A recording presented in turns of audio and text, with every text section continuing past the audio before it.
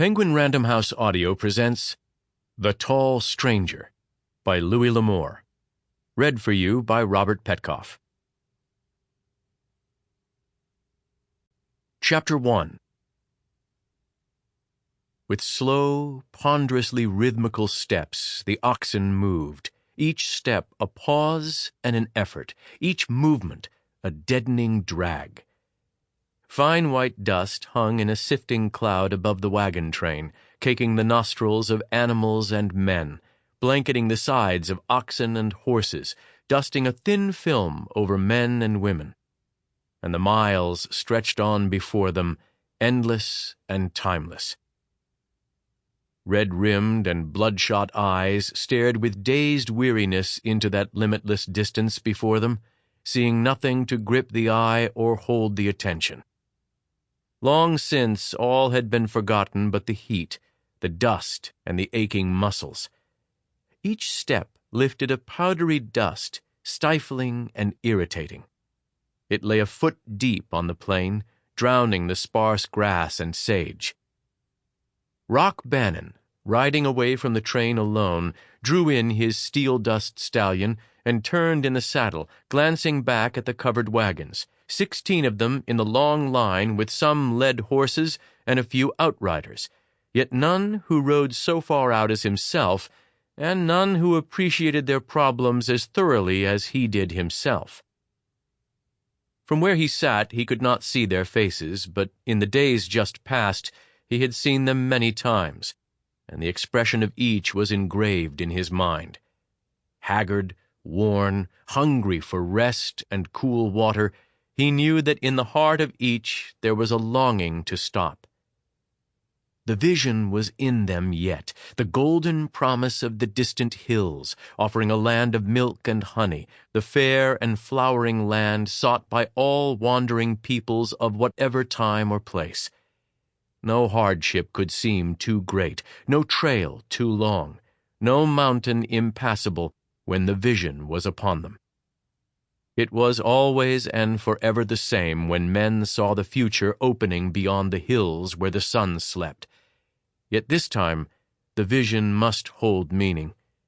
This time, the end of the trail must bring realization, for they had brought their women and children along. All but Rock Bannon. He had neither woman nor child, nor anyone anywhere. He had a horse and a saddle, a ready gun, and a mind filled with lore of the trail, and eyes ever fixed on something he wanted, something faint and indistinct in outline, ever distant, yet ever real. Only of late, as he rode alone on the far flank of the wagon train, had that something begun to take shape and outline, and the shape was that of Sharon Crockett. His somber green eyes slanted back now to the last wagon but one, where the red-gold hair of Sharon on the driver's seat was a flame no dust could dim. In the back of that heavily loaded wagon was Tom Crockett, her father, restless with fever and hurt, nursing a bullet wound in his thigh, a memento of the battle with Buffalo Hide's warriors. From the head of the train came a long, melodious halloo. Cap Mulholland swung his arm in a great circle, and the lead oxen turned ponderously to swing in the beginning of the circle. Rock touched the gray with his heels and rode slowly toward the wagon train. He was never sure these days as to his reception. Cap's beard was white with dust as he looked up. Weariness and worry showed in his face. "Rock," he said, "we could sure use a little fresh meat. We're all a mite short on rations, and you seem to be the best hunter among us." "All right," Rock said. "I'll see what I can do after I get Crockett's wagon in place." Mulholland's head turned sharply.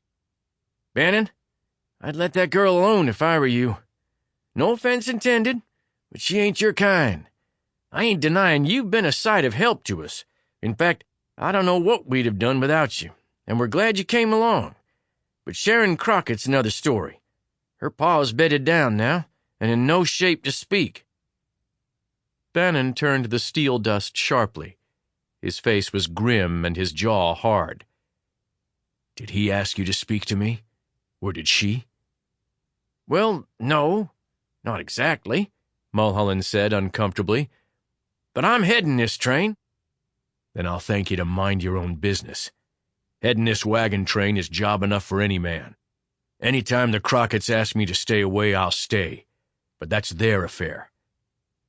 Mulholland's face flushed, and his eyes darkened with anger. "She ain't your kind," he persisted. "You being a killer and all." Rock Bannon stared at him. "You didn't seem to mind my killing Indians," he said sarcastically.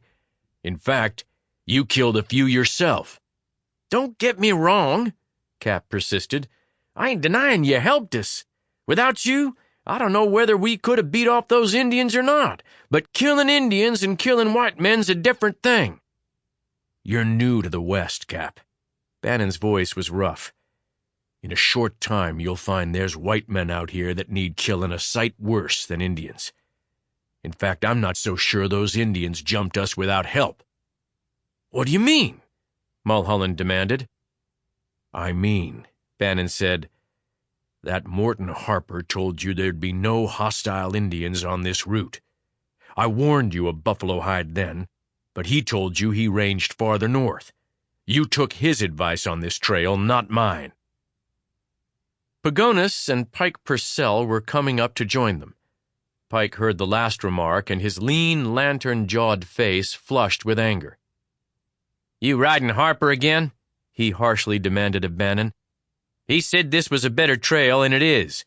We ain't had no high passes, and we had 6 days of the best travel we've had since we left Council Bluffs, with plenty of water and plenty of grass. Now we get a few bad days and a brush with Indians, but that ain't too much." He glared at Rock. "I'm sick of your whining about this trail and Harper. I figure he's a darned good man. He was sure a help to me when I needed it. Out of supplies and no medicine for the wife, and he staked me." "I wasn't talking to you," Rock replied shortly, "and I don't like your tone. As far as your loan from Harper, remember that you haven't heard from him on it yet. I have a hunch he'll collect, and plenty." "I don't need no killer to tell me my business," Pike snapped, reining his horse around to face Rock. "And I ain't afraid of a reputation for killing, neither. You don't bluff me none." "Here, here," Cap protested. "We can't afford to have trouble in camp. You'll have to admit, Pike, that we'd have been in bad shape a couple of times in that fight if it hadn't been for Bannon. He's been a help. I don't agree with him on Mort Harper either, but every man to his own idea." Rock swung the gray and cantered off toward the hills. Inwardly, he was seething. He was a fool to stay on with the wagon train. He understood that perfectly well. Not a man here liked him. Not a man here talked to him except on business. He was not even a member of their train except by accident. They had found him at the crossing of the Platte, riding, half dead, with 2 bullet wounds in his body, his horse ready to drop with fatigue. He had run upon the wagon train. Sharon Crockett had bedded him down in her wagon and cared for him, and he had ridden on in the same place where her father rode now. He had offered no explanation of his wounds, and had talked but little. A grim and lonely man, gentle words came hard, and he could only look up into Sharon's face and wonder at her beauty, tongue-tied and helpless. Yet his hard, tough, trail-battered body was too used to pain to remain helpless for long. He recovered rapidly, and after that he had ridden along with the wagons, hunting for fresh meat and helping when he could. He was not a man who made friends easily, yet gradually the ice was melting, and the clannishness of the wagon train was breaking down. Twice he had even talked with Sharon, riding beside her wagon, speaking of the mountains and his own wild and lonely life. All that ended abruptly that night beside the campfire at the fort. They had been seated around the fire eating supper, listening to the bustle of life around the fort, when a tall, handsome man rode up on a beautiful black mare. Perfectly groomed, his wide white hat topping coal-black hair that hung to his shoulders, a drooping black mustache, and a black broadcloth suit, The trousers. Sample complete. Ready to continue?